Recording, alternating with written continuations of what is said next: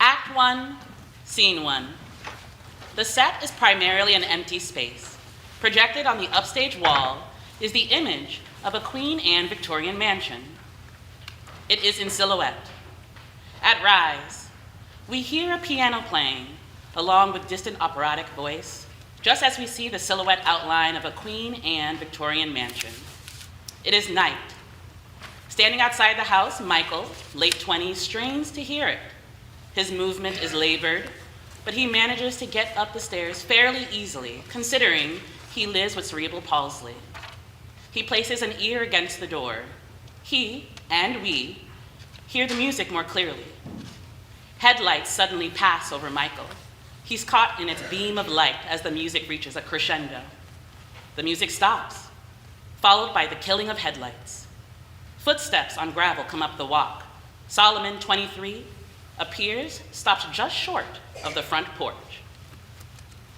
Sorry, miss. Don't be scared. I'm not scared. I heard music and was trying to figure out what it was. You know what I'm saying? I'm gonna have to ask you to leave. Why do you have to ask me to leave? This is private property. That don't mean that you have to ask me to leave, though. It just means you want me to leave. I'm not gonna argue semantics. What? Semantics?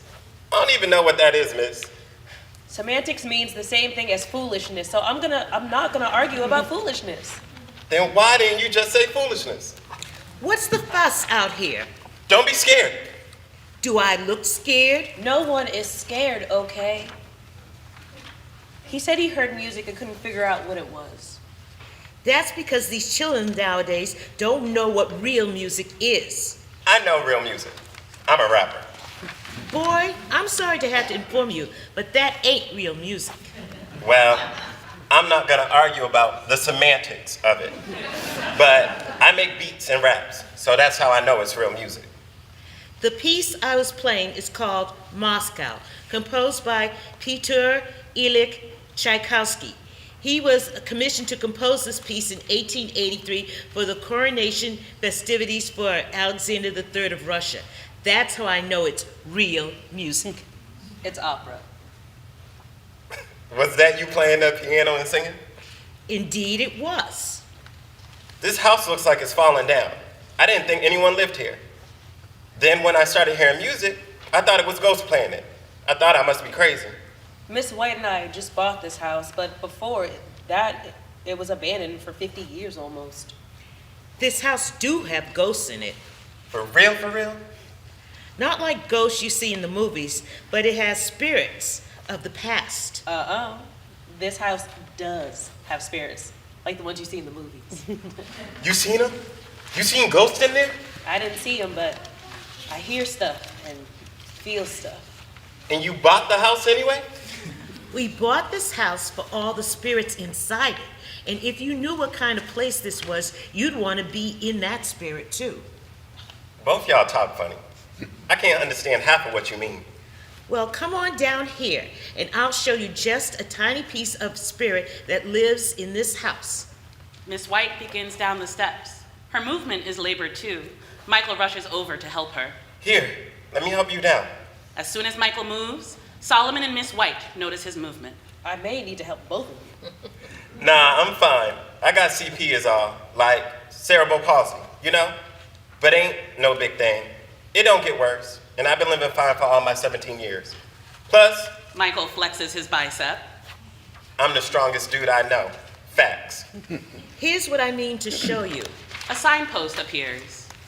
And I can't see too well in this light, Solomon, dear. Read this for me. Read this for... What's your name, son? Michael.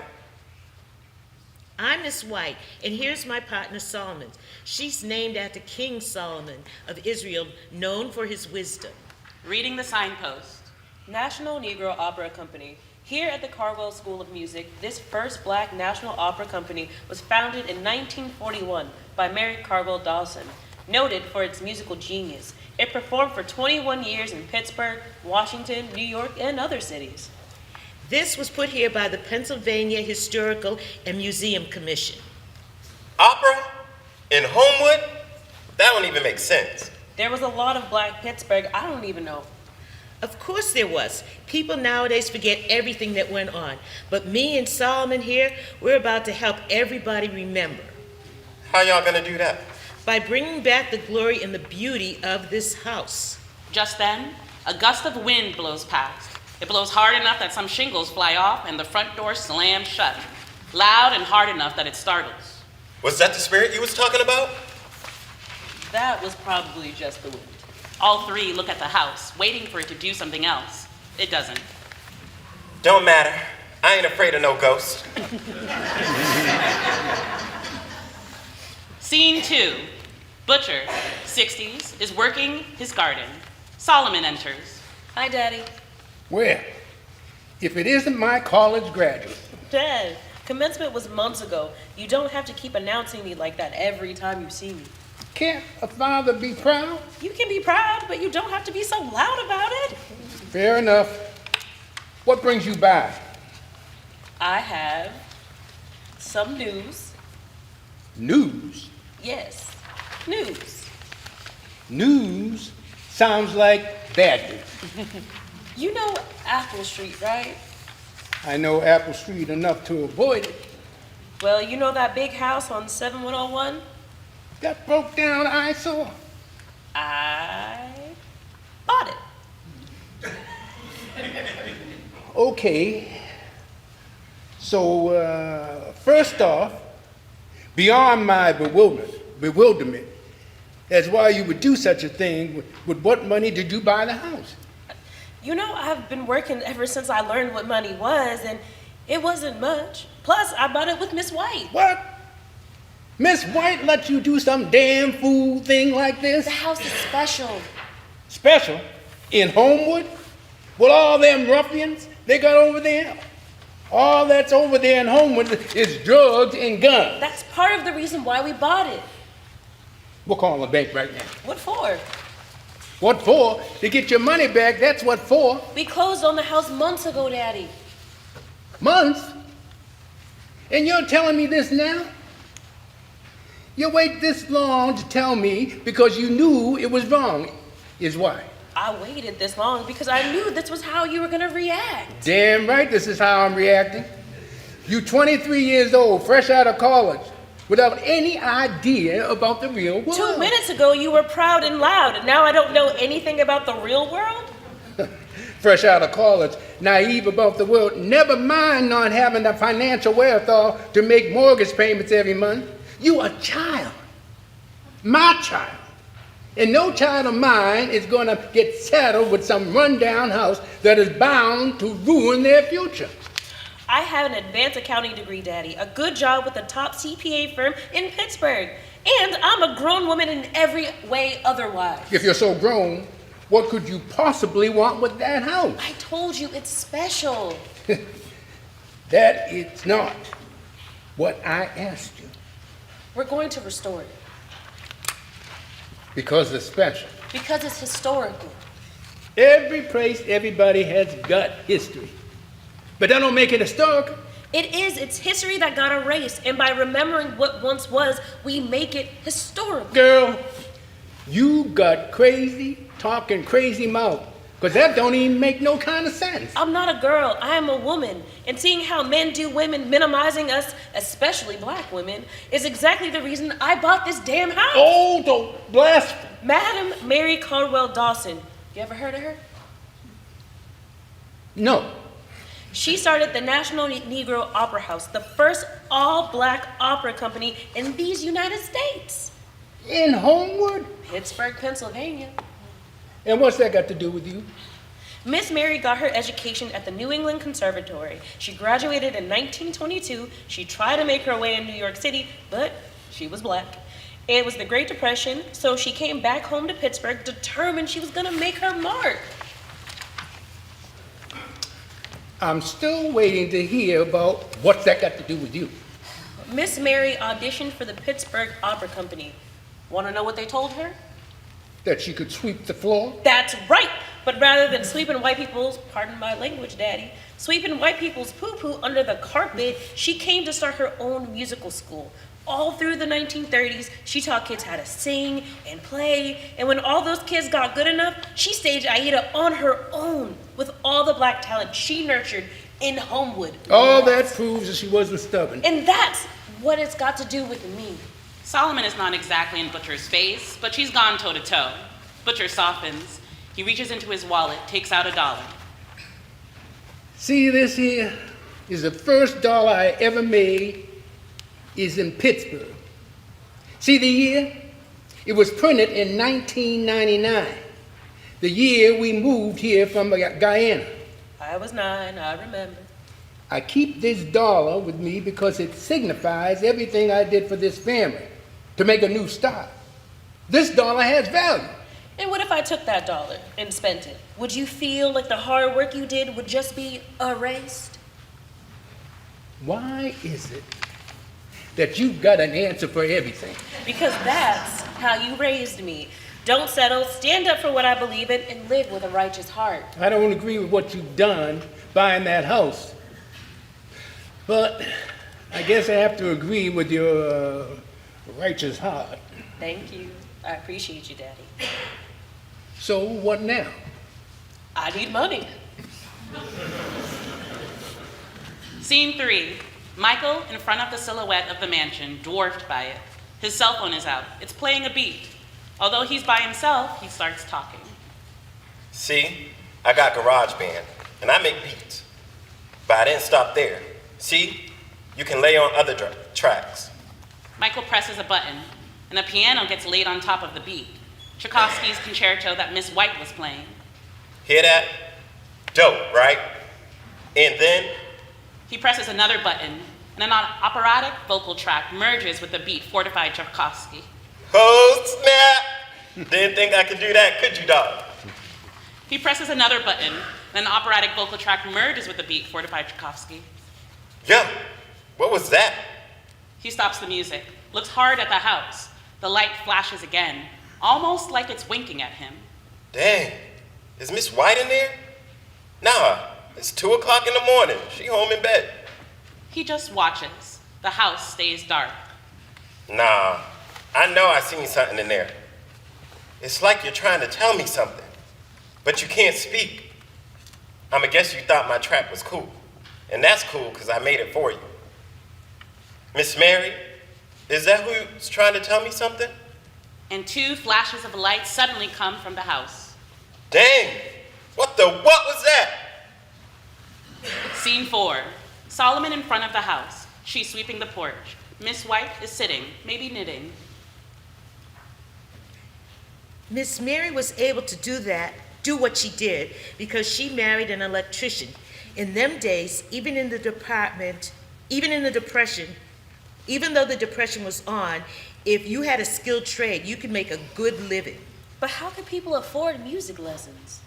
See, Pittsburgh may be the city, but back then we was all only a generation removed from being country folk. We was farmers, and what do farmers do? Do I look like a farmer, Miss White? Farmers ready the land. They till the soil, and they know what the seeds they plant today will purchase and bloom in later tomorrows. So she didn't charge them? People paid what they could, but I don't know. I was just a little itty-bitty girl, and now I'm an old woman. Michael arrives. Hello, Miss White and Miss Solomon. It's me, Michael. We remember. Come on up and sit with me. I gotta tell you, like a couple of things. Maybe you want to give me a break and take this broom. Yeah, I can sweep up. Michael takes the broom. Solomon sits on the top step. So, like, remember how you said this house had spirit? I do, and it does. So, I've been coming around just to hang here, because ever since you told me about Miss Mary Cardwell Dawson, and ever since I heard you singing Tchaikovsky, I've been making these tracks. Tracks? Music, check it out. Michael pulls out his phone, plays the track he made. You did all that with your phone? Nah, I did it on my laptop, and just keep a version of it on my phone. Anyway, so I've been making tracks and coming here to play them. For who? This is what I'm saying. But you haven't said anything. That's just how he talks, I think. So I play tracks, and the house is listening. Miss Mary is listening. Solomon and Miss White share a look. Has this boy lost his mind? Okay, son, you're talking like you got crazy mouth. I do got crazy mouth. I can't hardly believe I'm saying what I'm saying, and I can hardly believe I saw what I saw. What did you see? I saw the light. What light? For real? I think it was Miss Mary's light, like she was trying to tell me something. I come here, play the music, it's dark, it's 2 o'clock in the morning, but when I play the track, I see this flicker of light. It's so faint at first. I thought I was imagining things, but then I waited for it, and it flashes real bright, like it can't be a mistake. Miss Solomon, you said you didn't see no ghosts, but you heard them. Did you see my flash of light? Well, Cause I am not playing, even though I sound like I got crazy mouth. I haven't seen the kind of light you're talking about. And what I hear, I hear it clearly, but I can't make out what's being said. And when it happens, does it make you think you're feeling something is there, even though you can't quite see or hear it? Well, yeah.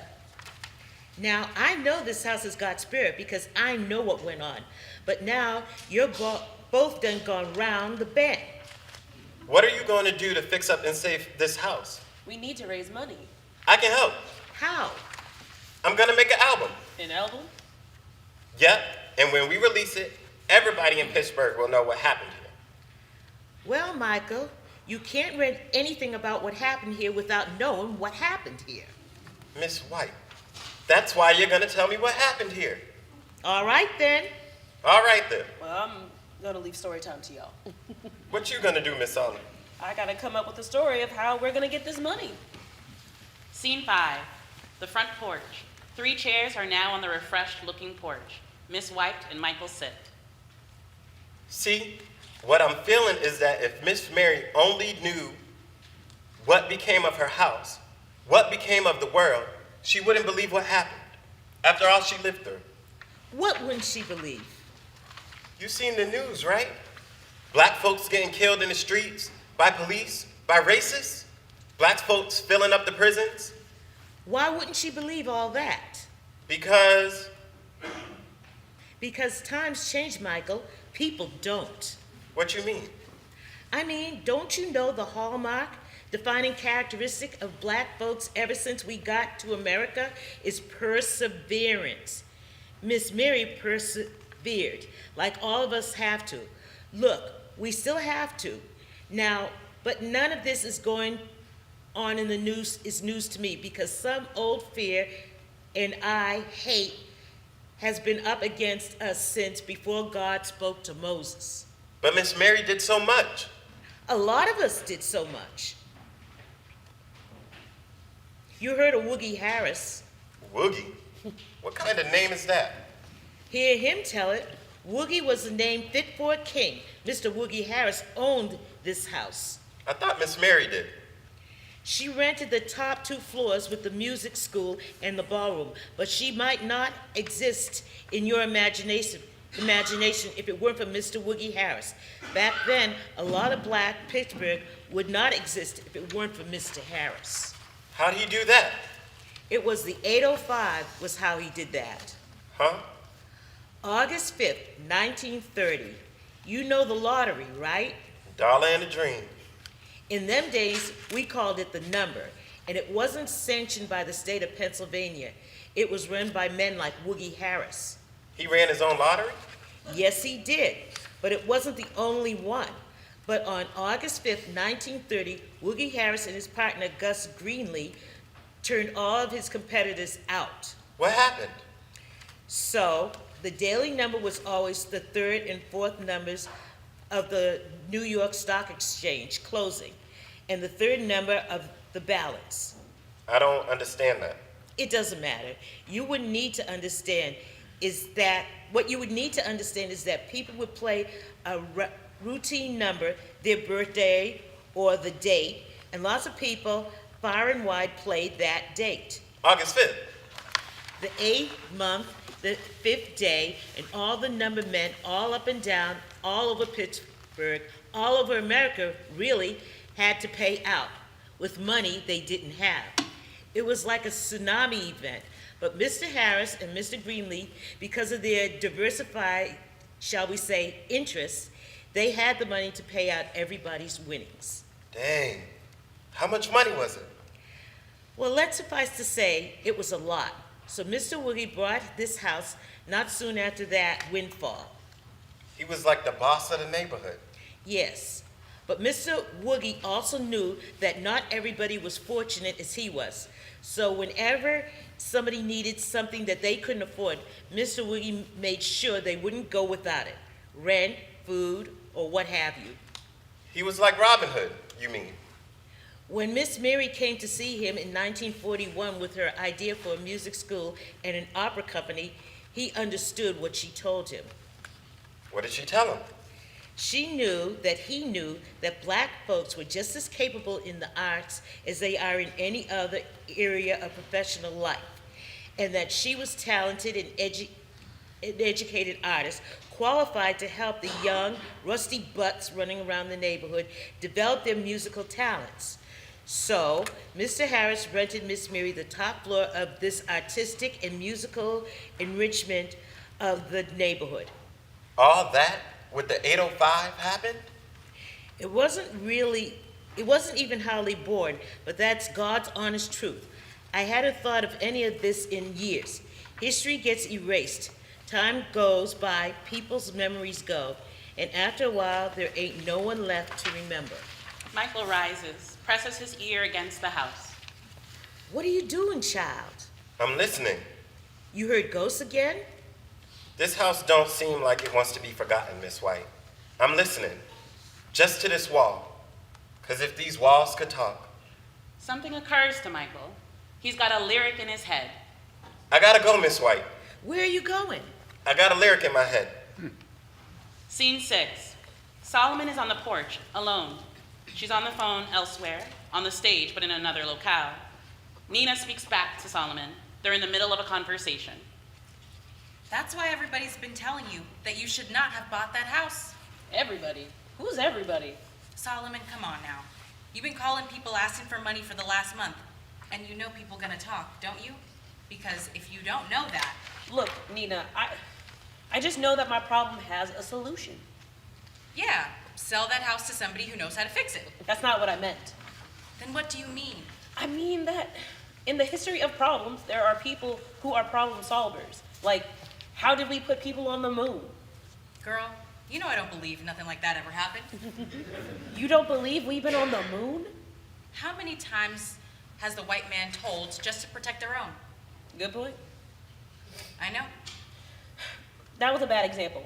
What I'm saying is people find a way to get things done. They redid the August Wilson house in the Hill District. I don't go to the Hill. That's not the point, Nina. Then what is? No amount is too small is my point. So what? I'm supposed to give you $1, and you think that'll make a difference? Yes, it'll mean you believe in me. Well, I used to believe in you before you bought that broke-down house. I'm the same person. I can get this done. I can. I appreciate your enthusiasm, but I'm still not giving you $1. Not even to humor me. Do you want to be humored? No. So there you go. Look, Solomon, me and you have been tight since we were little girls, and I know you waited to call me because you've been doing this for a month or more, but as your friend, I am telling you that you have to stop asking people for money like this. Why? Well, for one thing, you're probably almost out of friends to call by now. For another thing, you don't want to lose friends, the friends you do have. Does my simply asking for $1 put our friendship at risk? Nina, we've been out and I've sprung for coffee, lunch, sometimes dinner. Was my buying a condition of our friendship, one I didn't know about? Of course not. Then how come none of you, my so-called friends, can get behind what could be a good thing, not only for me, but for the whole community? All I'm asking is to give what you can. It's not just about money, Solomon. Not that I don't believe in you. But you don't believe in me. You are a 23-year-old black woman. You don't have experience in this kind of job done. Even if you had the money, would you even know what to do with it? Solomon grows cold. Nina is still on the line. Hello? Solomon? You still there? Thank you for considering giving. If you change your mind at a later date, I will welcome your involvement any day. Have a nice day. Solomon clicks off. Then, with everything she's got, throws her phone off the porch. Light shifts a little.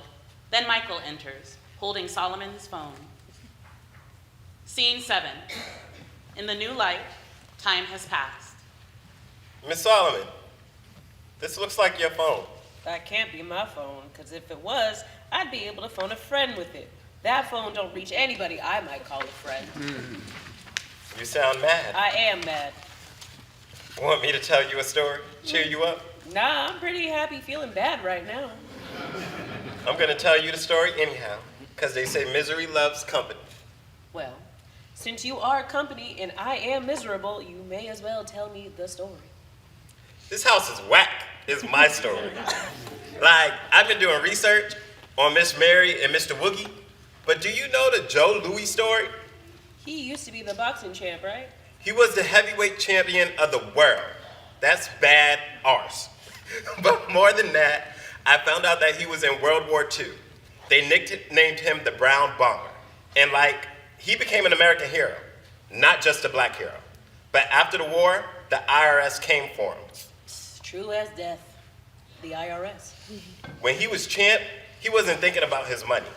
That was a mistake. He never paid taxes. And the government, do you think they let Joe catch a break? Considering he fought almost 100 exhibition boxing matches to raise money for the war. They didn't? Nah, they didn't. Even though he was over the hill, too old to fight, he had to go back in the ring and just to pay the money back to the IRS. And he took beatings, got knocked out. This once proud champion and war hero. Can you believe that? Shoot, Michael, there's so much we forget. And so much we never even knew. That's what I'm trying to tell my friends. When I asked them for money to help revive this house, people don't understand what legacy means. Joe Louis ought to have been given a break from the government, but America. America is goddamn. It is not damned. If I want to get done what I want to get done, I have to believe that good things can still happen in America, but how? I'm gonna make a record based on this house. Inspired by this house. And then I'm gonna give you the money I make from it. You don't need to give me the money, but if you're for real about making a record, then that could be a good way of just making people aware. I already done started making beats, Miss Solomon. And you know, we're here in Pittsburgh. Iron City. What has Pittsburgh got? What has Pittsburgh got? It's got melons and Carnegies. The college? No, I mean the foundations. Foundations. Charitable foundations. Scene 8. A conference room. Solomon and 4 suits, women and men. Solomon distributes folders, which the suits only vaguely acknowledge. The first Negro opera company in Pittsburgh. As I am sure you know from the background informational packets I sent, which I brought copies of today, I was surprised as anyone, and I've lived in Pittsburgh all my life. I've also lived in Pittsburgh all my life, and I sat on the board of the Pittsburgh Opera, and this is the first I'm hearing about it. If we're able to restore this house, everyone in Pittsburgh will have an opportunity to learn this rich history that's all around us. What's her name again? Solomon Carroll. Not you, the woman who started the opera. Mary Carville Dawson.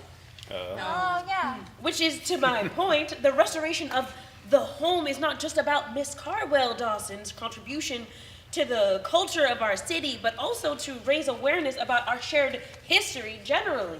Like the August Wilson Museum. How is it that you reached out to us? Have you looked at the Mellon Foundation Minority Grant Program? I am wary of minority grants. The Minority Grant seems like the right place for a project like this. I disagree. What? Why? We are the Carnegie Mellon Foundation. We don't take kindly What I to- mean to say, respectfully, is the word minority can be negative connotation, philanthropically speaking. How so? Your community minority grant comes out of a larger grant. What happens is that all of the worthy groups who fail under the minority banner fight over slithers of a larger philanthropic pie. Compromises are made and everyone ends up with less than what they need. The groups have to play politics to get as much as they can, and with politics come divisions. Organizations who might otherwise be allies become combatants, and that impacts these so-called minority communities as a whole. Isn't a small percentage of the pie better than none? Not when everyone knows there is a whole pie. Not when everyone knows that there are enough whole pies out there to feed all of us. So you're saying you want the whole pie? Well, not just for myself, but yes, I want the whole pie. Our issue, Miss Carroll, is that without real recognition of the house's provenance, we're just taking your word for it. That would be the place, and this Mary person was significant. We are not in the business of just taking people's word for it. People would be in and out of here all day. If you re-look at the packets I've sent, which I'm sure you have considered before I showed up today, because you take my inquiry seriously, you'll see that I have the chain of title for the home, news clippings, and a myriad of other materials that proves the veracity of the house in Miss Dawson's provenance. Ms. Solomon, we're well endowed. Pardon me? We're philanthropists, but we don't just give money away. Are you saying that in order for my grant inquiry to be considered legitimate, you want some other entity to legitimize it? That you just aren't taking my hard work, research, and word for it? That's what we're saying. Thank you for your time. It was a pleasure to meet you. Yes, good day, Ms. Carroll. Solomon stands, prepares to leave, stops, points at suit 4, who has not spoken or even moved so far. Miss, who are you? And why haven't you said anything? Hard to imagine anyone being in this room without an opinion. That's true, but unlike my colleagues, I prefer to listen. I learn more that way. So, what did you learn? I learned that you got into this room with grit and savvy. Most people who come before us have some affiliation, business, personal relationships. Not you. And I know this because my position on the foundation is to find the places where our money hasn't gone. Hasn't gone to me, that's for sure. Suit 4 rises, moves to Solomon, takes out a business card, hands it to Solomon. There's my card. Please be in touch with the National Historic Register. My assistant will send you the information about who you should ask for. Use my name when you connect with them. Do it at your soonest convenience, then give me a call. Is that a fair outcome for this meeting? Thank you, that is very fair. Before you go, Solomon takes out cards of her own, hands them out. If you could all write down 5 names of people who may have the slightest interest in this project. Of course we will. Right? Sure. Of course, yes. Okay, yeah. It takes a village, after all. It does. I've recently discovered that I need to widen my circle. I hear ya. We can all use new friends. Now, if you'll excuse me, I seem to have developed a taste for pie.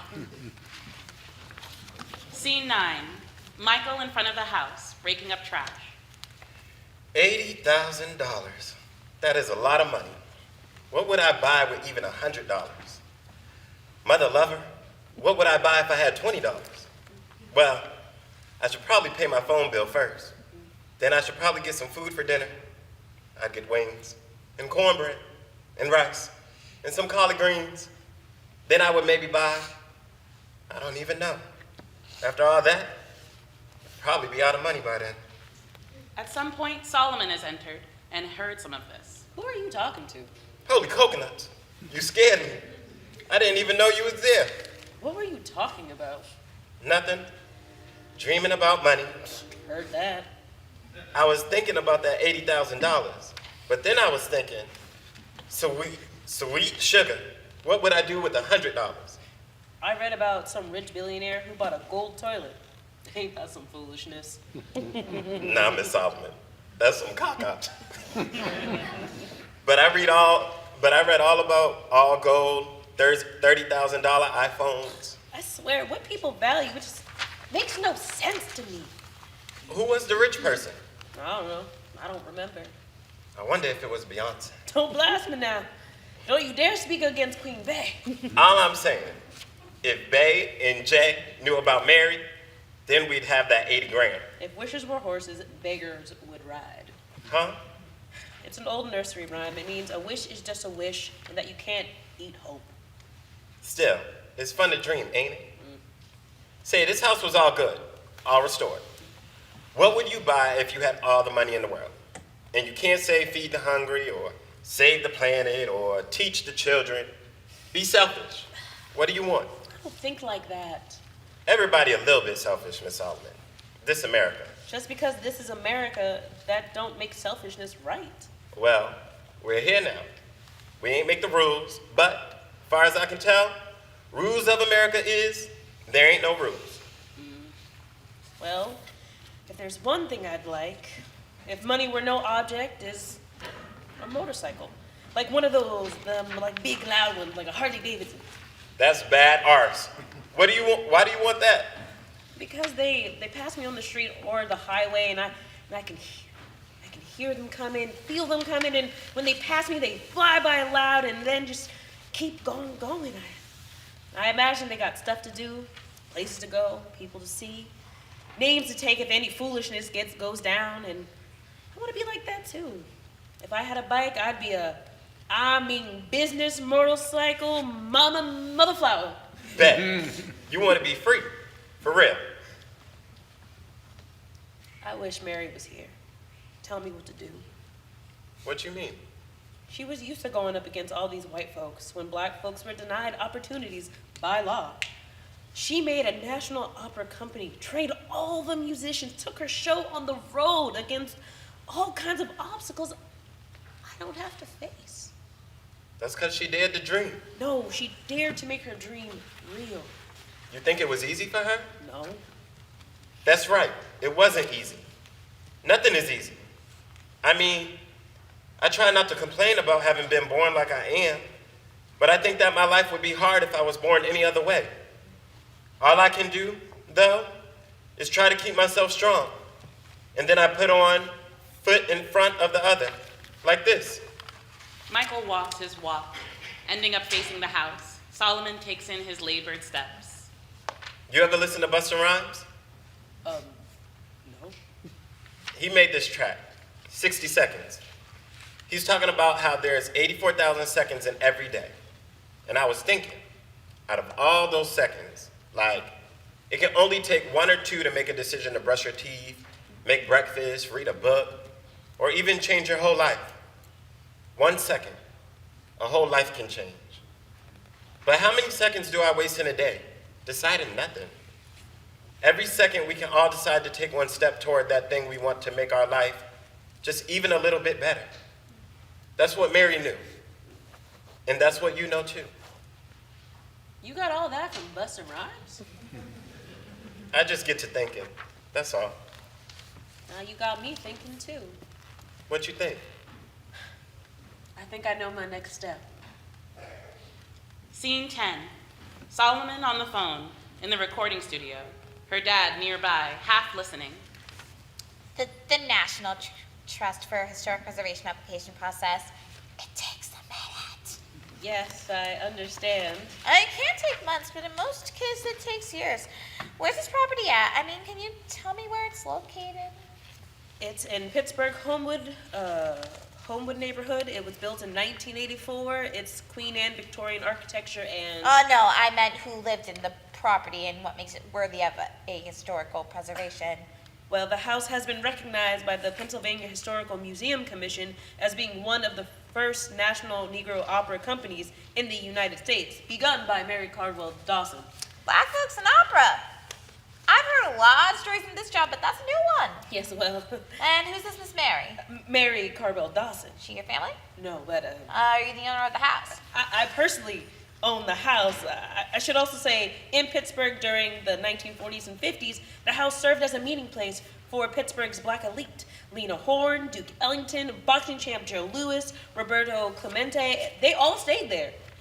You knew all of them? No, I bought the house many years later, so I don't know these people. I heard of Duke Ellington. I guess I gotta take your word from them. All other motherfuckers was famous. They were, and one interesting thing about the story of this house is that it touches on many different histories. Local black local Pittsburgh history, music, and sports with all national significance during that time when black folks. Yeah, okay. This all sounds good. And also, the house was owned by Woogie Harris, who was Pittsburgh's most prominent numbers man. Is he the dude who paid off the 805? Pardon me? My great-grandmother used to tell me the story about the time she hit the 805. You heard the story? I don't think so. Yeah, August 5th, 1930. Granny goes to her place to bet with Woogie Harris. She always played the date, bet just $1 or $2 usually. She said she didn't hardly ever win nothing, but that day, for some reason, she decided she was going to bet $20. That was a lot of money back then. Now what happened was, it turned out, a whole bunch of people also happened to bet 805 on that particular day. And not just in Pittsburgh, but in Philly, Atlantic City, and Baltimore. And you know what that did? What did it do? So many people played that 805, the numbers banks didn't have enough money to pay out. Then what happened? Well, here's what happened next. He had the money, or he got the money, let's say. Enough that he was able to pay off the 805 winners in Pittsburgh and enough to bail out the other numbers men all up and down the East Coast. Where did he get the money from? Rather not say, and it don't matter. What does matter is that he got enough to pay out the 805 winners in Pittsburgh and enough to bail out the other numbers men all up and down the East Coast. That must be why they called him the Bag. Ain't it funny? You never know who or what is going to happen on the day today. Let's get going with this application, Michelle. Scene 11. Michael on the porch with his laptop open. He's making beats. Butcher approaches. Hello. Hello to you, sir. Are you Michael? I am. You must be somebody too. Solomon is my daughter. You and she has been spending some time, as I understand it. True facts. Say, you want to check out the website I built? You taught yourself how to build a website? Shoot, building it is kind of the easy part.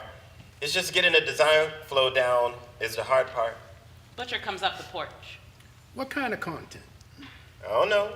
That's why I said it was the hard part. I don't know what I want to say. What you want to say is what you have to offer, and why people should care. Which is what? Your website is about this house, and what y'all all trying to do? Yeah. Well, what you got is this old house in Homewood, and that is just not another broke-down house that everybody sees as urban blight. Blight? Michael whips out his phone, looks up blight. Blight. It's a noun. A thing that spoils or damages something. An ugly, neglected, or rundown condition of an urban property. You never heard the word before?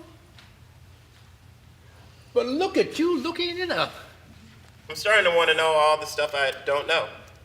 But yo, it's not the house fault that the whole neighborhood is being damaged. Yeah, because a lot of this neighborhood is like that. How did a whole neighborhood, used to be full of rich folks, get so jacked up? White flight is how it happened. White flight? See, used to be in Homewood, you rich white folks, maybe not the Carnegies or Mellon, but they were adjacent. They were executives working for big coal and big steel. Now, in the late 20s, come the great stock market crash happened, just as black folks like William Harris was on the come. 1920? What's that got to do with right now? Because as soon as black folks like Mr. Harris got a little bit of something, enough to buy a house like this, and you can guess what the white folks did next. White flight? Faster than a speeding American eagle. Dang. So now, with black folks moving on up and white folks moving on out, the banks say everything around here ain't worth as much. All things being unequal, cheaper property meant landlords could buy up the land and homes, rent them cheap to black folks, but not have to pay for any upkeep. Plus, no one is investing in basic services, and fast forward 100 years, Is that why we ain't got hardly any grocery stores in Homewood? And also why we have so much crime and violence, too, Woogie Harris was a gangster? as I understand it. Now, Mr. Harris did a lot of good for people. I don't know how it works today, but whoever controls these streets ain't real interested in the uplift. And that's where we're at. There's more to it, but yes. And that's where we're at. Or you can be a sucker working man like me, just doing for my family, so they don't have to be like me. It's kind of a good rhyme. Well, I'll leave the rhyming to you. Matter of fact, I got a rhyme for the house. Rhymes I wrote for Mary. Check it out. Now, my lady, your name is sort of like opera. Will you lend me a hand? I'm calling out to you, Miss Oprah. The house is big and please, it's calling for you, Miss Alicia Keys. Let's put an end to this drama, calling out to you, Miss Obama. This emergency ain't no fake, calling for your help, Mr. Drake. Can't you see, Mr. Jay-Z? The walls are crumbling in my hand, can you hear me, Mr. Timberland? Can't you hear what these walls say? Come on, Queen Beyonce. Come together right now, let Mary show us how to be free. Where are you, Mr. Spike Lee? This is pretty scary, calling you Miss Halle Berry. Our history is threatened, calling you Mr. John Legend. Hear this thunder, it's going under. Can you hear me, Mr. Stevie Wonder? Music and design are your passionate habits. Pick up that guitar and come on over and work with us, Lenny Kravitz. Sheila Johnson and BET, you have the power to save Mary and her legacy. That ain't half bad. I like your delivery. Thank you. We should record it. For real? I got a friend with a recording studio. He owes me a favor. For real, for real? Couldn't hurt to get it down. I got more too. Lots on my phone. All about Mary. How about tomorrow? For real, for real, for real? Butcher has to laugh. You know, I wasn't sure about you at first, Michael. Most people ain't. When you get home, send me what you got on your phone. Shoot, I'll send it right now. He does. I'll listen through in the morning. Then we can record what's good. Bet. I'll be back tomorrow. Me too. Butcher prepares to leave. Mr. Butcher, Yes. thank you. For real. Just you be careful over there. Scene 12. As Michael begins his walk with his familiar hitch home, the Homewood landscape rolls by as he labors to walk, and we hear sounds of the city. Distant voices, cars with music wafting from them, wailing sirens, all the sounds of an inner city at night. Michael hears none of it. He's deep in his head, working on lyrics. Come back, Mary. Snap back, Mary. Your dreams I will proudly carry. I will not let you crumble. Your legacy makes me humble. The silhouette of the house appears. He's standing in its shadow. He stops, looks at the house for a beat, thinking. Pull your life from soil and dirt. I will nurse these wounds. Suddenly, headlights swoop across him. Then they circle back. He's just caught in the light, blinded by them. Miss Solomon, is that you? Miss Solomon. The city sound grows faint. Michael stands frozen and silent in the headlights. Who this? What you want with me? Fine then. If you ain't gonna show yourself, I don't gotta stand here. Michael begins to turn away, and pop, pop, pop, pop. A hail of gunfire, screeching tires as the headlights sweep back across Michael.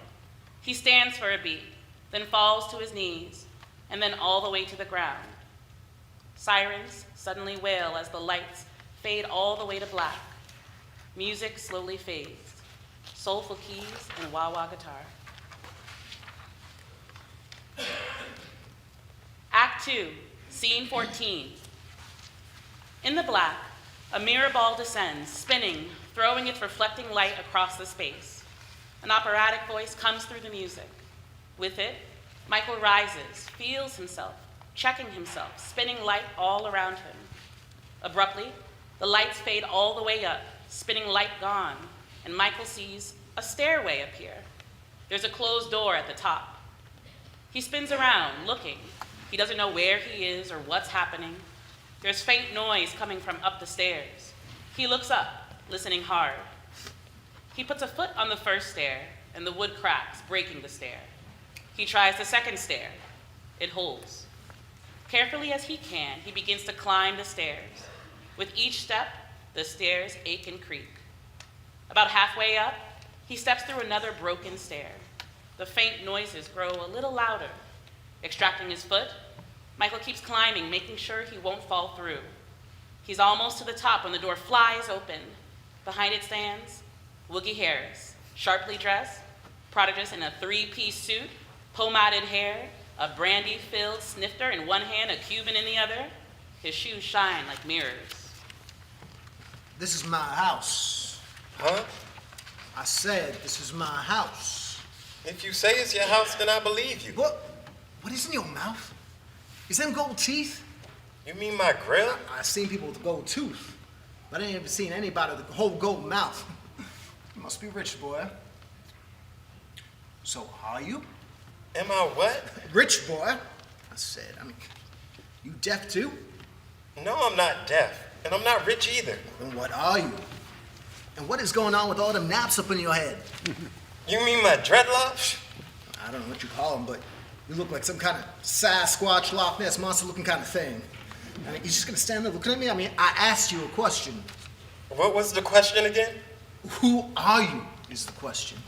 Sir, I don't even know. I don't even know where I am. Where am I? You sure you ain't deaf? Yeah. You sure now? Yes, sir. Because I just told you, the first thing I said was, this is my house. Well then, who are you? Who is you? I'm... You're in somebody's house. You don't even know who they are. You got a mouthful of gold teeth. You don't even know where you are. And you got hair like a goddamn caveman. And why your pants hang down around your knees about? You got the nerve to be the one asking questions? Nah. You tell me who you are. My name is Michael. That's the first thing you said that made any sense. What's your name? You police? Do I look like police? You sent here by the Volpe brothers? Bizzano? I don't even know what that is. Nah.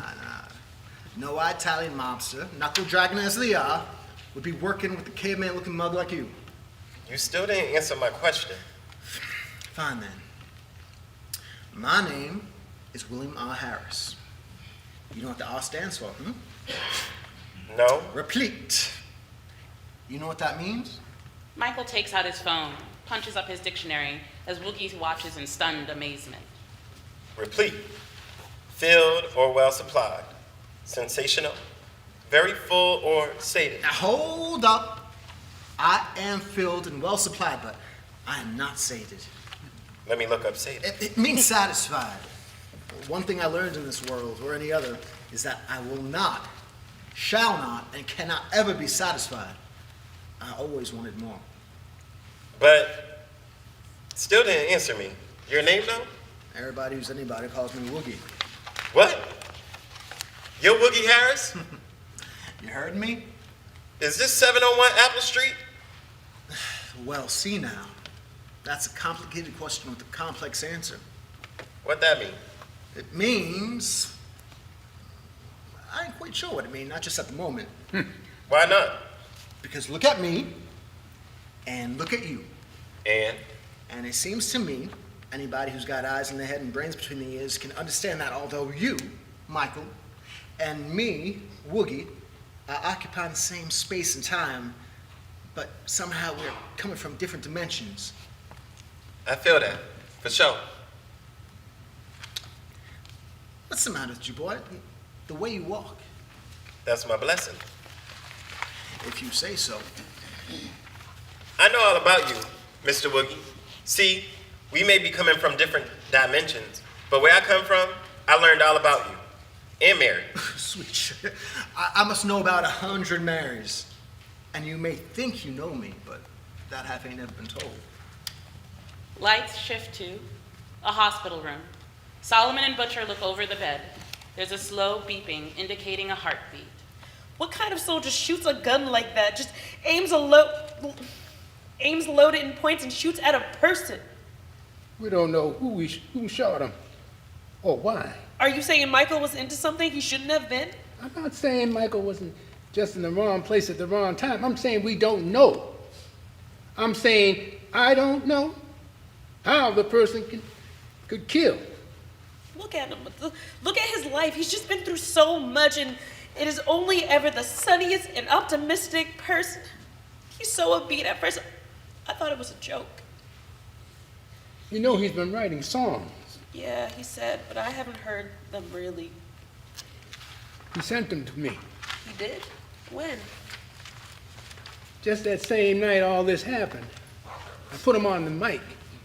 He played me what he had. And you know me. I'm hard on everybody who comes in and thinks they're going to be the next big whoever. And what he had was good. Good enough that I told him to come back and I'd record whatever else he had. He must have been floating on high walking home that night. And then this.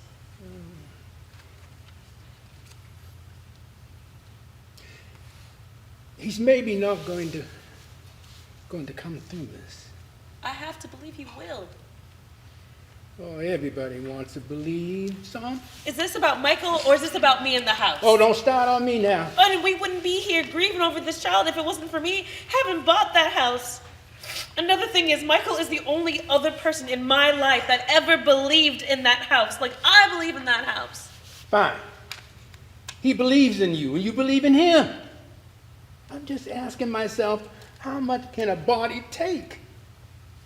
If he does survive, will he be the same? And since you are my daughter, my flesh and blood, I'm worried that you're going to think you are somehow responsible for taking care of him. And I ask myself, how are you going to take care of another lost cause? Michael is not a lost cause. Keep your voice down. There is no confusion about what I have heard and seen because of that house. Michael, even as he lays here shot up, is somehow, some way exactly where he is supposed to be. Just like I am exactly where I'm supposed to be. Neither one of us asked what our belief was going to cost us. We just believed, and I'm not going to stop that now. Lights shift back to Michael and Woogie on the staircase. Hold up a minute. You say you're Mr. Woogie Harris, and I say I know all about you. Because I know all about you, I know that you've been dead for 50 years. Do I look dead? You standing right there talking to me. Well, I'll tell you what. Since I don't feel dead, I'm just gonna believe that you and me are just standing here talking to each other. Fair enough? So all you got to do is decide to believe. What is all this racket I hear? Uh-oh. You now gone down waking up the devil. Mary comes up behind Woogie, pushes past him, and fixes her eyes on Michael. Miss Mary? Yes, I am Mary Dawson. Miss Mary Cardwell Dawson. I can't hardly believe my eyes. Who are you? Are you here for a lesson? To be honest, Miss Mary, I don't even know how I got here or what I'm doing here. This boy seems to know everything and nothing. I have so much to tell you, Miss Mary. Now, hold on, child. I don't know if you know everything or nothing. And you may have a lot to say, but where I come from, there is such a thing as an introduction. Oh, excuse me. I'm sorry. Don't apologize. Offer me salutations. You mean say hello? Tell your name, Negro. Michael presents himself, proper. He moves to Mary. I am Michael Berry. It is my pleasure to meet your acquaintance. He offers his hand for shaking. She shakes it in an old-fashioned, ladylike kind of way. The pleasure is mine, I'm sure. Now, you are here for a lesson? Maybe, but I think I'm here to teach y'all. Teach us what? See? He thinks he knows everything. I don't think I know everything. I just got some knowledge I think you need to know. What kind of knowledge do you want to share? Well, shoot, like, I know this house. Everybody in Homewood knows this house. Mr. Harris, please. Let the boy say what he needs to say. Well, I don't know how I got here or what this place is. I told Mr. Harris that I know back from wherever I come from, he'd be dead for 50 years, which means you've been dead for close to 60 years, Miss Mary. Don't worry about where you came from, Michael, and don't worry about the time, because it doesn't matter where people are coming from. All we ever have is right here and right now. That's deep. And that's dope. Go on. You worked so hard to do what you did. And now, where I come from, seems like everything you worked for done gone away. Mr. Woogie, too. What is it that you think I did? Make your opera company. Teach all these kids. And you did it when black people couldn't even have the same things that white people did. Hold on a minute. Why do you think we couldn't have the same things white folks did? Just not being able to perform in public, using different water fountains, lynching, and Emmett Till, and folks being fire hosed in the streets, and seeing all the history. History? Where are you from? Homewood, Pittsburgh, same as y'all. And lynching and all the foolish violence doesn't happen in your homewood? I'm saying that all that stuff is still happening, and everything you worked for went away. I want to know how that can happen, and I want to know how to fight against it like you did. Mary and Woogie share an uncertain look. Mary comes close to Michael, looks deep into him. You seem to want some kind of knowledge that you think we have. I told you, I don't know how I got here, and I don't understand it. And you said not to worry about time, but I am from a different time and space. From the future.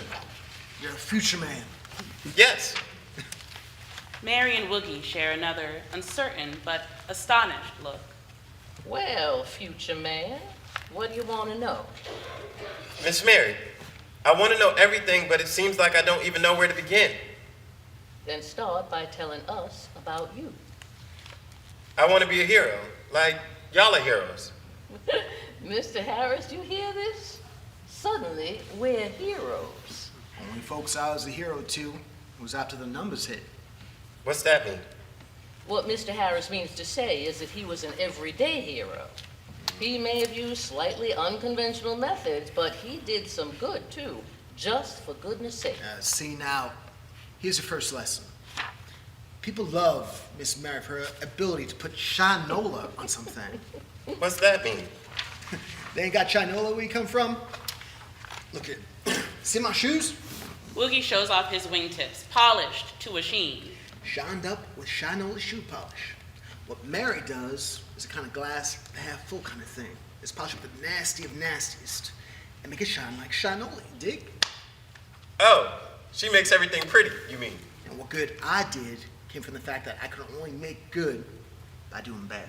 Now, Mr. Harris, you didn't do bad. You just did what you needed to. Did what I had to. Plus, I was good at it. Just like I did what I had to. Right. And everybody who'd come to this house, they did what they had to do, too. But nowadays, where I come from, seems like everybody's doing what they have to do, but they only doing it for themselves. Well, that's all anybody can do. How you mean? Everything I did it all first for myself. Mary had something to prove. We all have something to prove. To white folks? To myself. And then to black folks, too. Proved it to me. Mary, remember the day you came to me? Like it was yesterday. Said that a refined, sophisticated, and successful man like me ought to be, what you call this, Mary? A patron of the arts. A patron of the arts. Ain't that some glitter? I ain't never heard that one before, but it sounded good to me. Miss Mary, what did you have to prove to black folks? That they didn't have to be excluded from any part of the world they wish to belong to. Because of segregation, you mean? Segregation was segregation. What I'm talking about is not having limited expectations for who and what you want it to be. Damn straight. Like, when I said I had to do bad so I could do good, I found out early that life was a hustle for some, but I wanted in on that hustle. And I just knew from the jump that I could belong in the world. But certain elements and individuals wanted to keep me in my place. Believed that if we black folks were not capable or qualified to run numbers like a poker game or throwing dice, I believed otherwise. And I got good fast. And I wanted something for me, but after I got good, I got really, really good. I got good enough so I could do for others, and that's what I did. Mr. Harris was the bank. I read about that. How people would come to you and you'd give them money. Give? Well, I'd help where I could, but give isn't quite accurate. I always made sure I took a little piece. But it was a small piece usually. But see, that's heroic How is that heroic? because you help people. It sounds simple, but where I come from, help don't always come. You want to help people, son? First person you got to help is yourself. Help yourself to find the courage to make the kind of differences you want to make. This is Pittsburgh, boy. The Iron City. And if there's one thing we know, it's that the iron strengthens iron. Now, me and Mary, we come up in hard times, but hard times steeled our resolve. I know it did. Real recognizes Rit. That's why I've been writing all this music about you. Michael takes out his phone. What in the heavens? And the hell is that? Don't worry about the time. Michael holds up the phone. See, this is what I'm doing here. I've been coming to this house we standing in, just looking at it. At first, I didn't know why. But then it and you, Miss Mary, started talking to me. Ain't that crazy? It sounds crazy. Yup, it do sound crazy. How can it be this house that we're standing in started talking to you? 'Cause the house ain't like it is right now, this second. It's falling down, falling apart.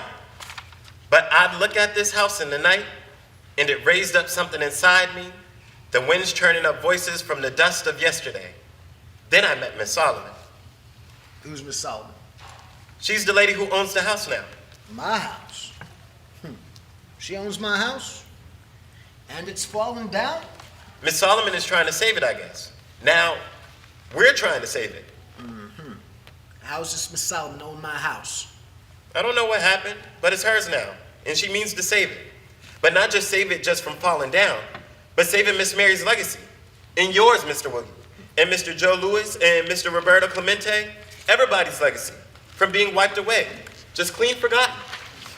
Michael finally hits play, and the music comes from his phone. If These Walls Could Talk plays. After a verse or two, Michael stops the music. Mary and Woogie just take this moment in. What kind of music is that? They took my house and turned it into a ghetto. I don't believe it. No, sir. Michael flips open photos of house on his phone. This is what it looked like now. Woogie and Mary look at the devastation of the home. My Lord. Woogie stands frozen as Michael flips through more photos. My Tiffany stained glass. My Waterford crystal chandelier. My carved oak staircase. What happened to my house? That's what I'm saying. Me and Miss Solomon are trying to save this house. Who was Miss Solomon again? She's the one who owns the house now. She owns my house? Michael flips photos. There's a plaque outside. That's how Miss Solomon first came to this house. National Negro Opera Company. Here at the Caldwell School of Music, this first national black opera company was founded in 1941 by Mary Caldwell Dawson. Noted for its musical genius, it performed for 21 years in Pittsburgh, Washington, New York, and other cities. Well, I be. Wait. Mary got a plaque. I ain't got a plaque. Now, Mr. Harris, don't get you down to us. My house, manor, is nothing more than a dilapidated, fallen down eyesore. Who let this happen? I don't know, but it's up to me and Miss Solomon to bring it back. I understand that this Miss Solomon owns the house now, but what has it got to do with you? Miss Mary, I heard you talking. What's that mean, you heard me talking? Just, I would come by that house. I didn't see the plaque at first. It was something about how that house stood in its place, how it looked at night, just the outline of it. And I'd stop and stare. I didn't know why. But then I started hearing voices, your voice. And then I started hearing music. And then I saw the plaque, and I needed to know everything about you, this house, Mr. Woogie, and everybody who was here back in the day. Hold up. What happened to my Duesenberg? I don't know what that is. My car! Get on that thing! And find my car! Michael starts Googling. What was it? Dusseldorf? Duesenberg. Duesenberg. The Grand Prix winning, most luxurious automobile known to mankind. An American made in Indiana, goddammit. So sophisticated, you dig? Gary Cooper, Clark Gable, and Mr. Woogie, Mother Pearl Harris all owned and drove Duesenbergs. That's what it is. Speaking of that thing, what is that thing? Oh, this is just my phone. I don't care what it is. I just want to know what happened to my car. Says here, you bought the car in Chicago. J209 was the serial number. Oh, here. Somebody bought the engine. Maybe Jay Leno, but the car is gone. Okay, get Jay Leno on the phone. Nah, don't trip, Mr. Woogie. You can't just call up Jay Leno. You said don't worry about the time, didn't you? Well, Woody, Mr. Harris, it's just a car. Let the boy be. It's only just a car, because you ain't never had one. Fine. Then, Michael, you said that the house started talking to you? That I began talking to you? What did I say? huh? Was I trying to tell you something? It wasn't quite like that. It was more like I heard whispers that told me to find out about you, and when I found out what a hero you'd been, Oh, hold on. I wasn't a hero. how could you have not been a hero, Miss Mary? Everything you did. You went to New England Conservatory and graduated, but then they wouldn't let you sing opera, so you started your own company. You started a music school and taught hundreds of students. You were on President Kennedy's Commission on Arts. How is that not being a hero? She's afflicted with modesty. And I want to know how you both did it, how you both changed the world, because that's what I want. I want to change my world. Change the world? I didn't change the world. Just look at them pictures of this house. That don't seem to be a changed world. Nah, what I'm saying is, aren't you mad that the world is moving backwards after everything you did? I ran a music school. I produced opera performed by deserving black artists. I did both because I loved music and cared enough that I wanted to show that all people are as capable as any other people. And I was driven to live my life as I saw fit. If that makes me a hero, that's not for me to say. But one thing I did not do is change the world. Mr. Woogie, tell Miss Mary she changed the world. Well, she got a plaque. Stop playing. You changed the world too, Mr. Woogie. You was the Robin Hood, they said. Okay, maybe sometimes. I was like Robin Hood, but, what I did was for me. How you mean? See, where I come from, black boys had only so many opportunities. Most of them opportunities were how to end up dead or broke or just plain dead. At best, being black meant you were going to be a second-class citizen. Now, ain't nothing about me is second class. So I figured it was first class. And how'd they get it? How did they get it? I don't know about them, but how I got it was I was willing to do what other people weren't going to do. What's that mean? It means if you crossed me, it meant you caboose. At that, Michael feels a twinge in his abdomen, possibly where he's been shot. Oh, Mr. Harris, it is true that you are a fearsome man, but it's also true I couldn't have done what I did without you. When I got my few shekels and ducats to rub, I did what I could to give certain folks the opportunity to travel first class as well. I fashioned myself a man of the people. see? You was a hero. Maybe if you're looking back on it through your phone, it seems that way. But life as you're living it, it doesn't happen in a flash. It happens slowly. Miss Mary, we forget what it was like to be young. When I was a young rusty butt, I wasn't trying to have any time to wait for what I wanted. I mean, Michael here says, don't worry about the time. Well, him and us, young and old, black and white, none of us reckon the time the same way. And in the end, time is all we have in this life. And not enough of it. So, who had time to think about being a hero?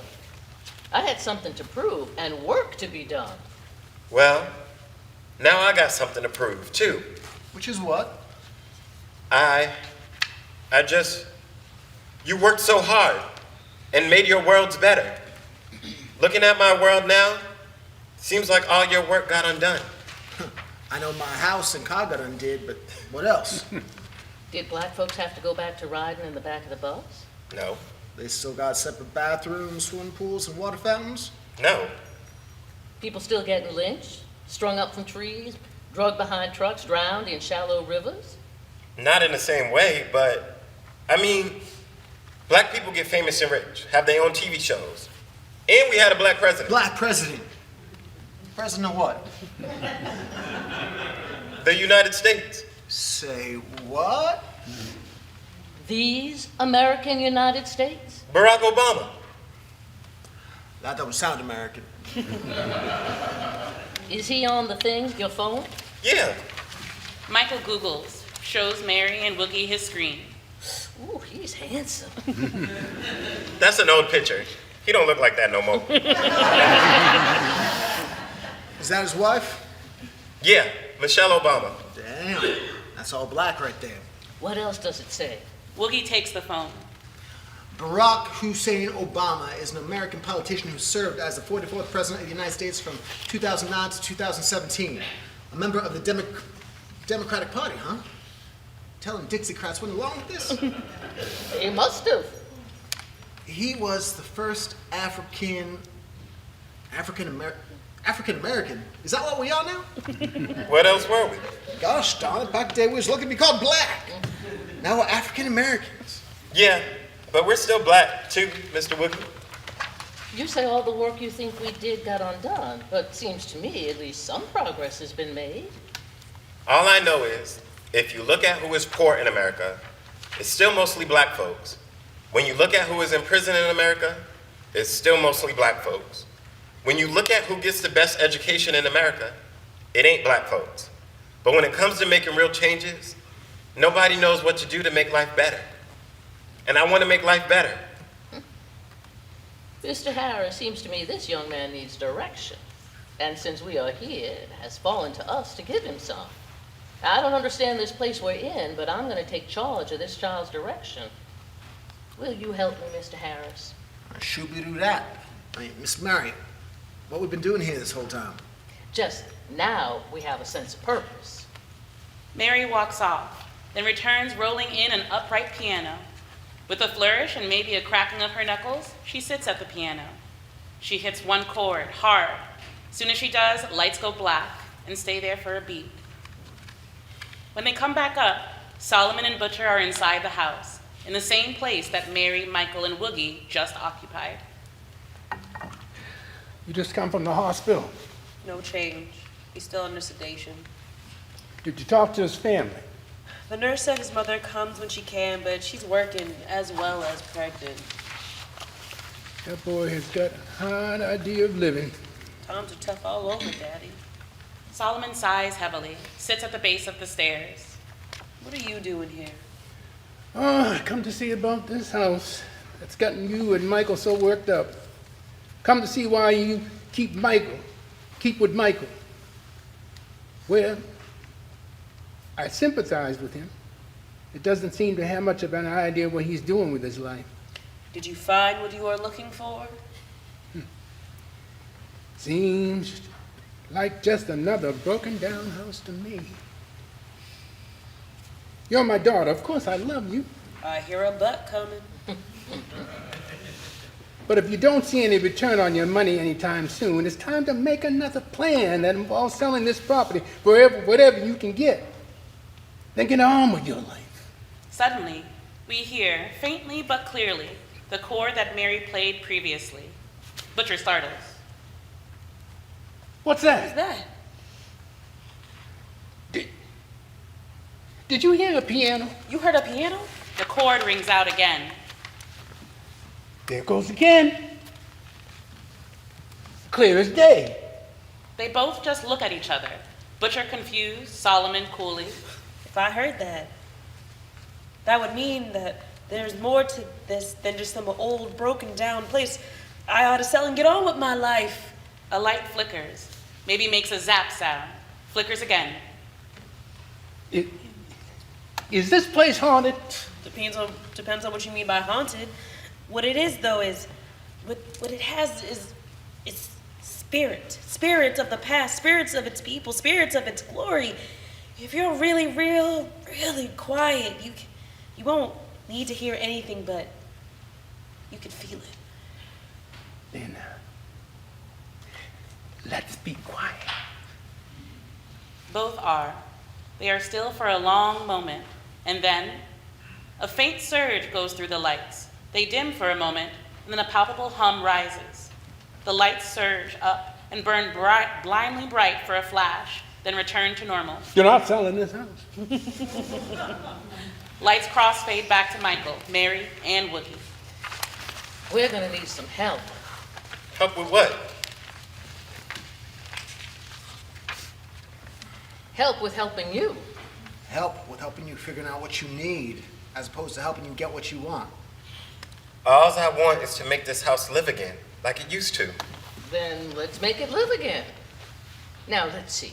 Cracking her knuckles, Mary begins to play a jazzed-up boogie-woogie style groove.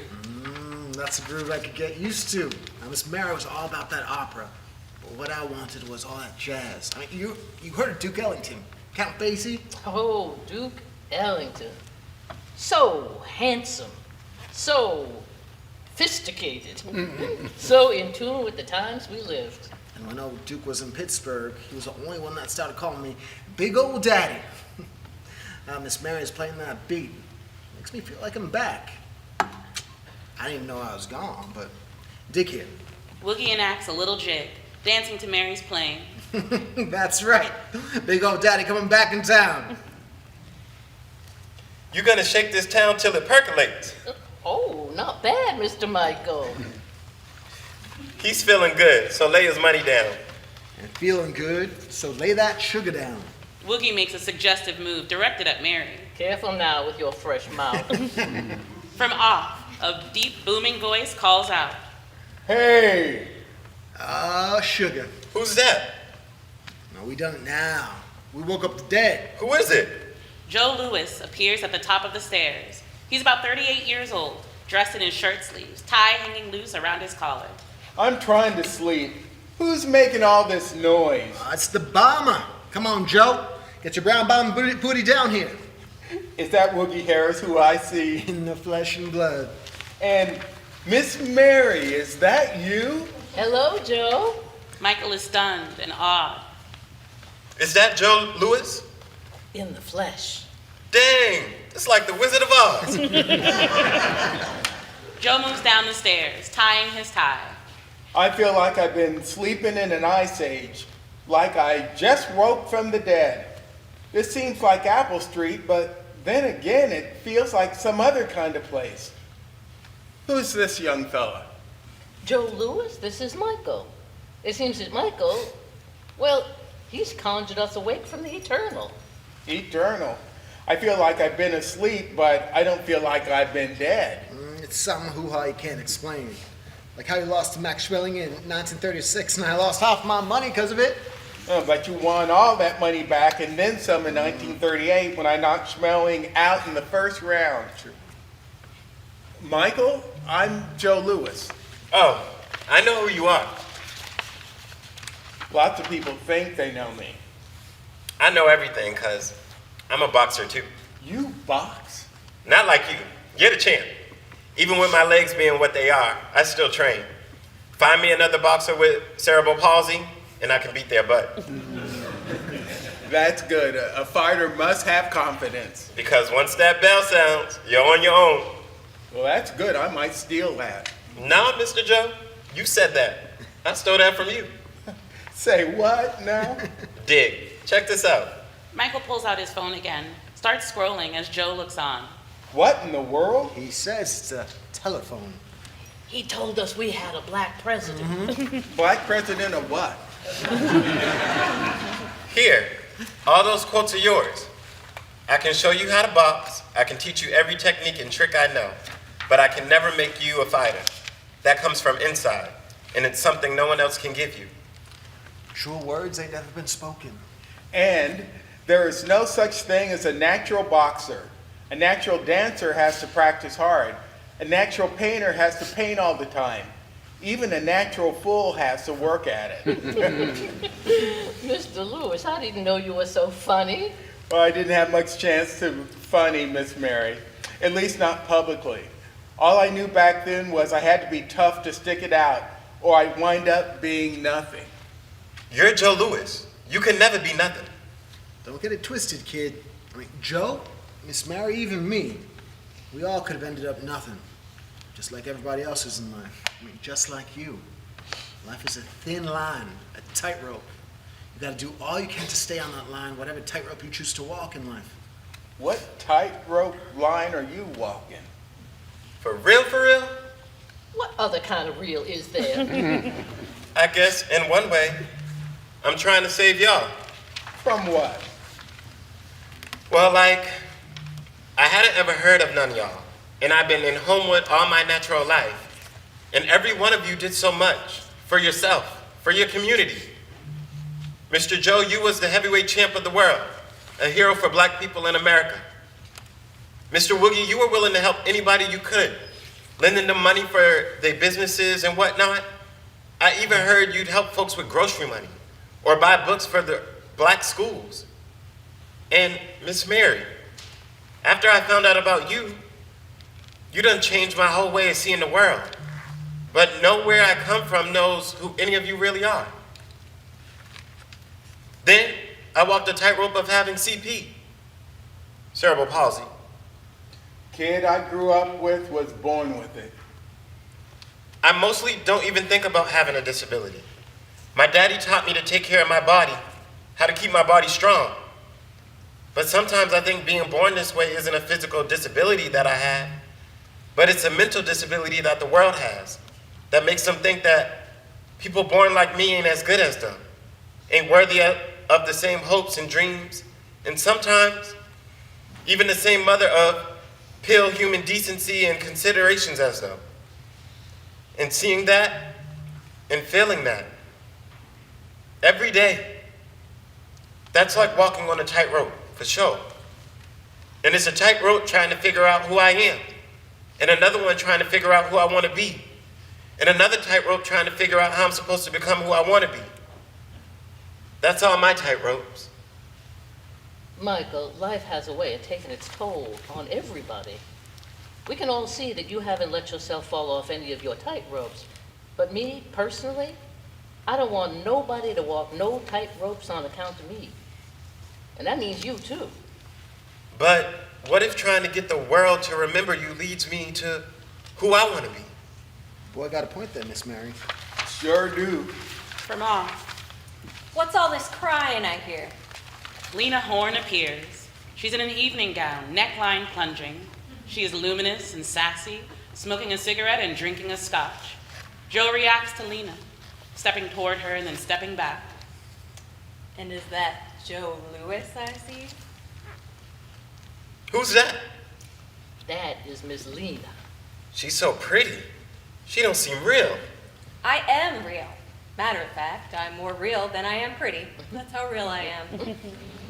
Lena comes down the stairs, slowly. Joe's eyes don't move from her, and hers don't move from him. You may be the only one of us who's real then. What's that mean? Don't it seem strange to you that you ain't seen none of us in a dog's age? I mean, does this place feel real to you? Michael, let me see that phone. I'll tell you what don't seem strange.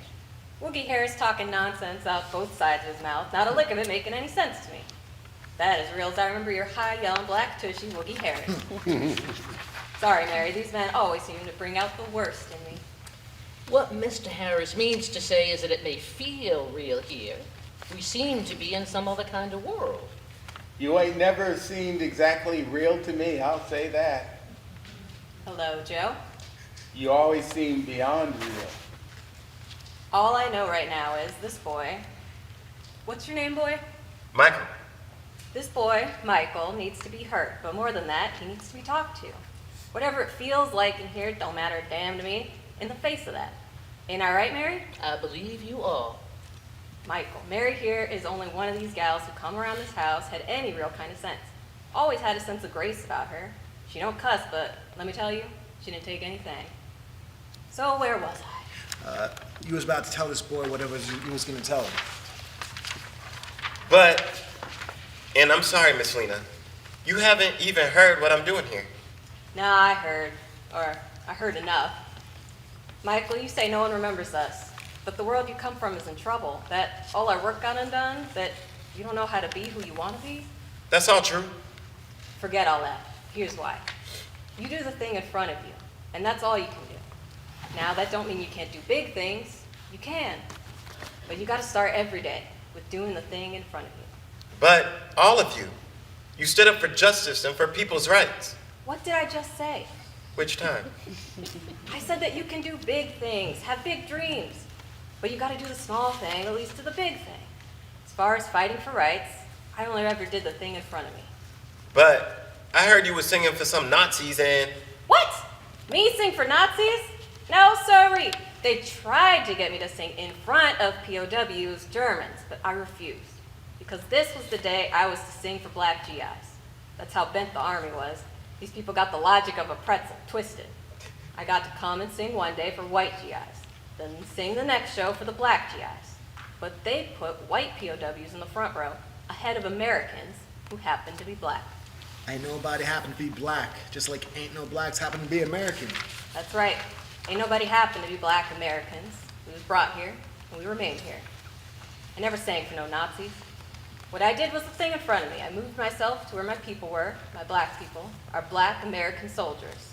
Because Joe will tell you. Tell him, Joe. You gotta fight the fight that needs fighting, not just the ones you think you can win. Miss Lena, I know you didn't sing for no Nazis. I was just trying to say that I knew that you refused. Oh, well, that's different. You gotta be careful about what you say, right down to the letter T. That's the God's truth, Michael. The truth in front of you. The truth in front of me is, I think even as y'all stand here with me, none of you is real. Why not? Because I think something happened to me, and it brought me here to y'all. What kind of thing happened to you? I don't know for sure, but it happened fast. Black man's gotta be careful out there in the streets. I know that's God's honest too. I've been shot before, had my hat busted up in fights, woke up in hospitals, drugged up. Being here somehow feels like that. Then maybe if that's true, we figured out what's the thing in front of you that you have to do. And what is that? We gotta get you back home so you can do what you're supposed to do. But before I can go, I need to know more. About what? About how y'all did what I'm going to try to do. What are you gonna try to do? Save myself by saving the memory of you. But to do all that, I gotta have the heart of Mr. Woogie and Mr. Joe, and the courage of Miss Lena and Miss Mary, and the brains of all y'all. You know what else you're gonna need? What? The hammer of the gods. Huh? Roberto! Ladies and gentlemen, coming to the plate, number 21 on your programs, but numero uno in all your hearts, Roberto Clemente! Roberto appears, dressed in a dark but immaculate three-piece suit, broad-shouldered, handsome as the day is long.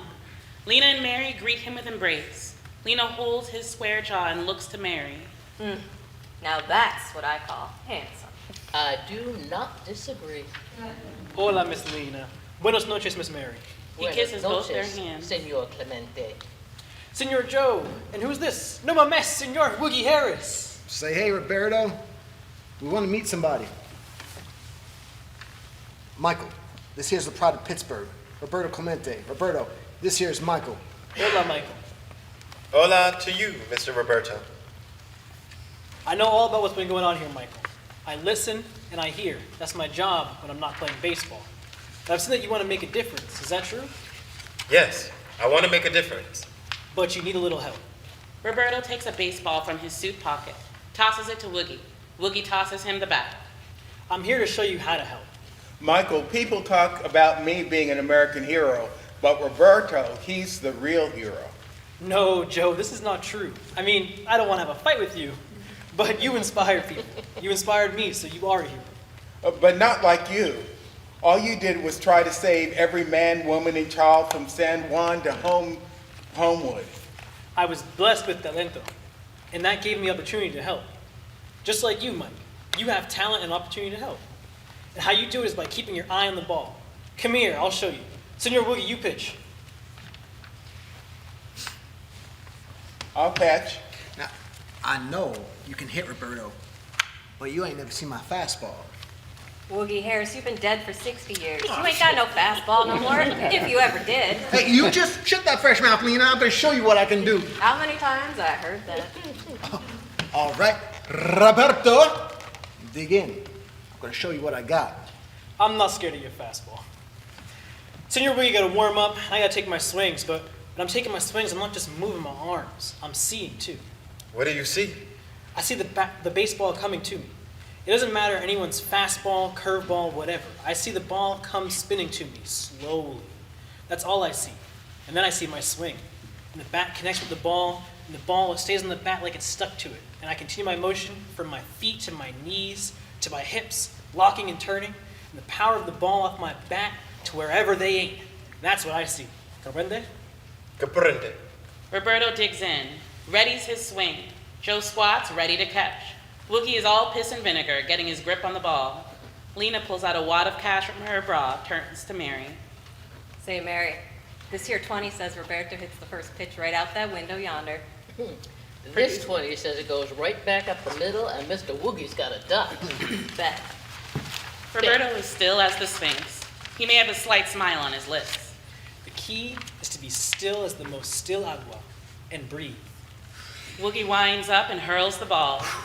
The action moves to slow motion. Roberto still as water, Woogie lunging forward, and the ball leaving his hand.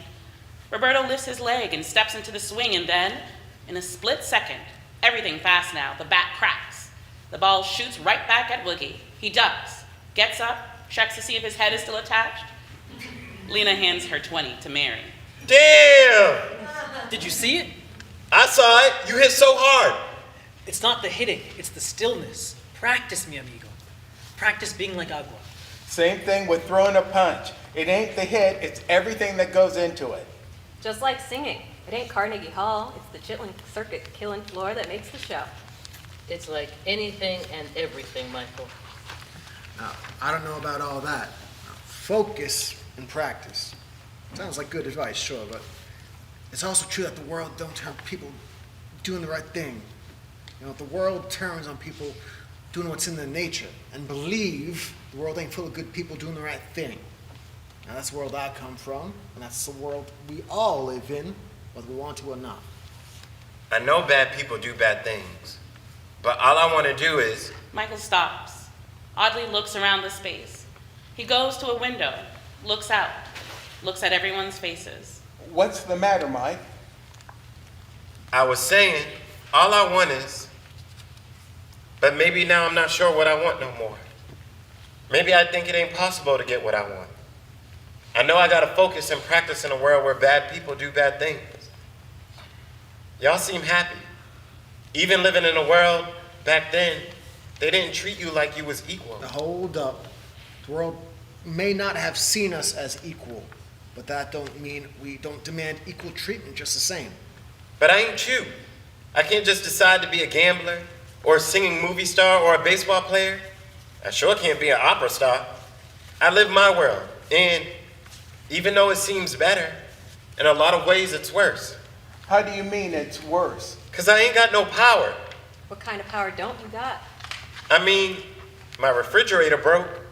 It broke because the power got shut off for some damn reason. And when it came back on, there was a surge. That refrigerator was old as dirt. And when it came back on, the surge blew out the compressor. I wasn't at home, I was at work. But I had just used my whole paycheck to fill up the freezer with food. By the time I got back home, all the food had been sitting there, rotten and rancid. When I called my landlord and told him the refrigerator broke and told him all my food was rotten, he told me that since my security deposit didn't cover the cost of a new refrigerator, he wasn't gonna buy me one. I said, I ain't never heard of nothing like that. He's the landlord. He's responsible for that. But he said that I could sue him if I wanted a new refrigerator. Meantime, I'm hungry. But now I got no food. Plus, I got no money, Since I spent it all on food, I can't eat no more. So what do I do? What do I do? What did you do? I went to see Miss Solomon. And even though I didn't tell her none of this, she somehow knew to offer me a peanut butter and jelly. I took it home with me. And I sat there crying. Not tears, but from my soul. Eating that peanut butter and jelly, trying to figure out how I did all the right things. And still, I don't got nothing but a bar of peanut butter and jelly. That's the kind of power I don't got. No, Michael, you're wrong. You do have power. What kind of power do I have? Same power that all of us here have. You have the power of perseverance, the power of possibility, the power in your heart to keep on keeping on. That's solid gold. The real stuff that matters. Michael, do you think none of us never had that feeling? That nothing we do feels right? That we can't ever catch a break? You just need to keep looking for your pitch. Or look for the right opening to land the right punch. But you got all the power that you need. You just need to know when to use it. Maybe I do have power. Michael takes out his phone, presses play. A mournful piano plays a soulful ballad.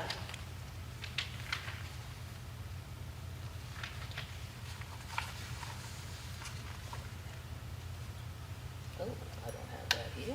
Wait. Mary goes to the piano, listening to the phone, and then, picking up a chord, she replicates the music.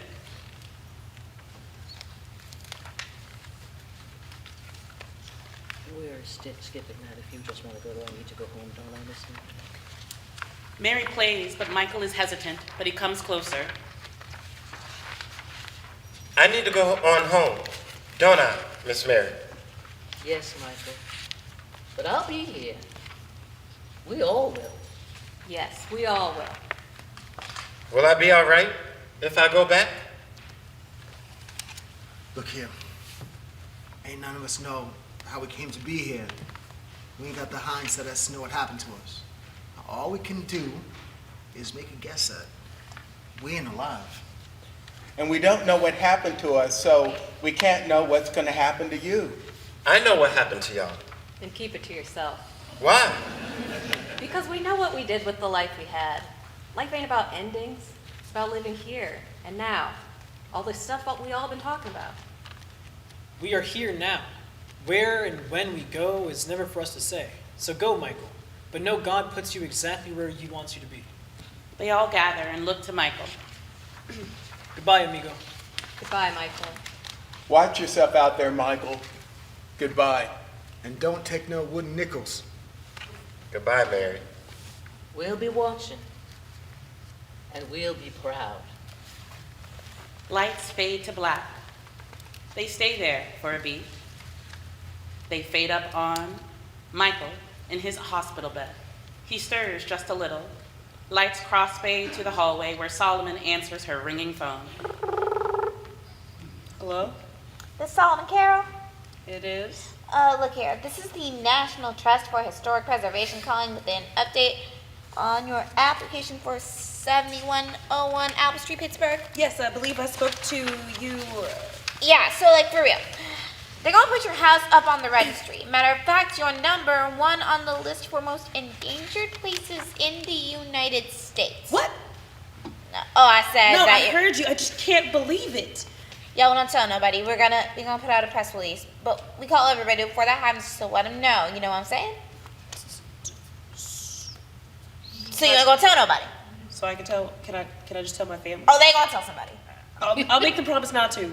Well, I can't stop you from doing what you're gonna do, but as long as anybody asks, you tell them that I told you not to tell nobody. Okay. What happens now usually is people get to raise money because the trust says that you're broken down, whatever is culturally insignificant or whatever. When will the list be out officially? Yeah, I'm gonna send you an email and other legit documents via snail mail. Okay. All right then. Bye. And she hangs up. Solomon is in disbelief. She enters Michael's room just as Butcher comes in behind her. He's got a set of portable Bluetooth speakers with him. Solomon. Daddy, I just got off the phone with... Michael coughs. Solomon and Butch spin round to him. Michael? He coughs again, winces, and then his eyes open up. Your eyes are open. What happened? Daddy, go get the nurse.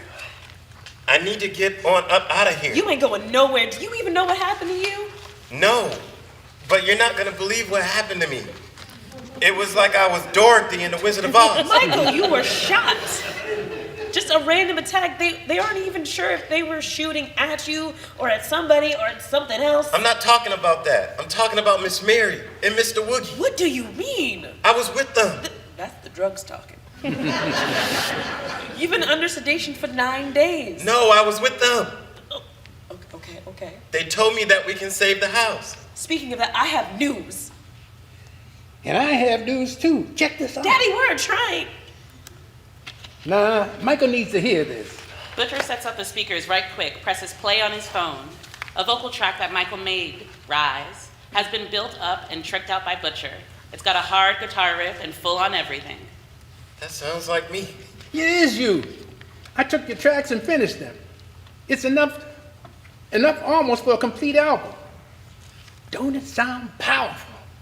Dang, that's my Joe Louis song. This has been a day full of good news. Michael woke up, Daddy brought incredible music y'all made, and I just got off the phone with the trust people. What did they say? They're gonna put 701 Apple Street as #1 of the most endangered historical places. Dang, for real? For real. Biggest and best news of the day is that we're getting you back, Michael. I've been busy making this record, but Solomon has been in this room pretty much 24/7. You was? I know we only known each other for a little bit, but, You ain't gotta say Miss Solomon. well, as long as you get well, that's all that there is. No, there's more. What kind of more?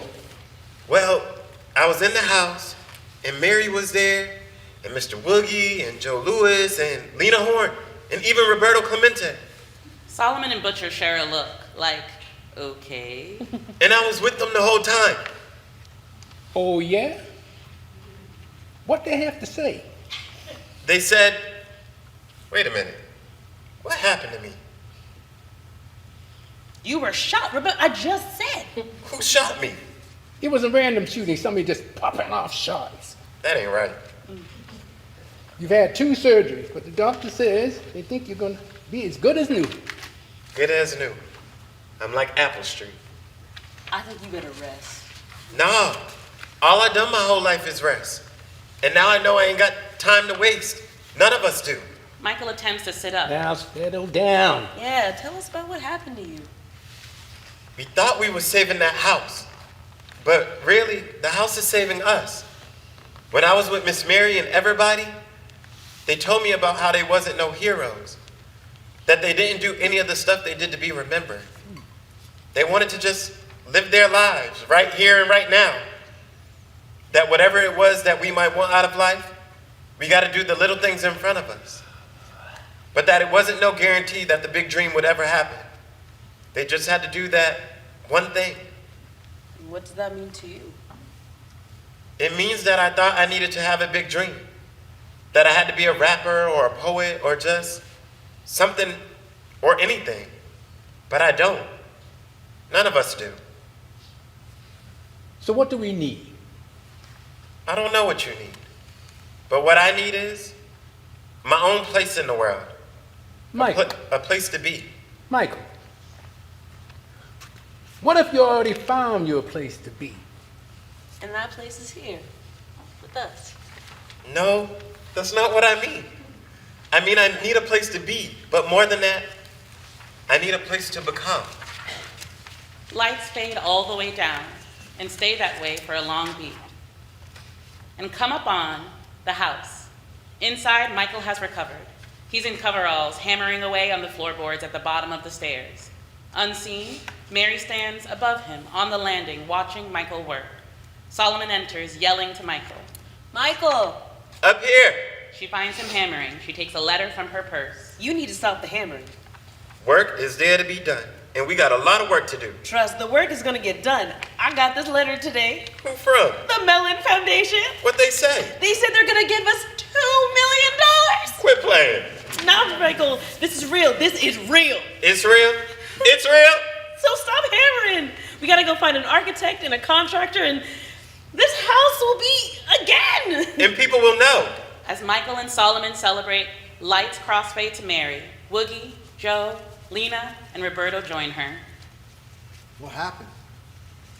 They're gonna raise up this house. They're gonna raise up our names, looks like. They got the money. More important, they got each other. Will people really remember us, though? I don't think it matters if we get remembered. Speak for yourself. What do you think if it don't matter if we ain't remembered? Because remembering is only words. What's that mean? It means that words, in the end, don't matter. And it's the deeds, what we did, that makes the real difference. Amen. Come on, let's go. Where are we going? Don't matter, long as we do something when we get there. End of play.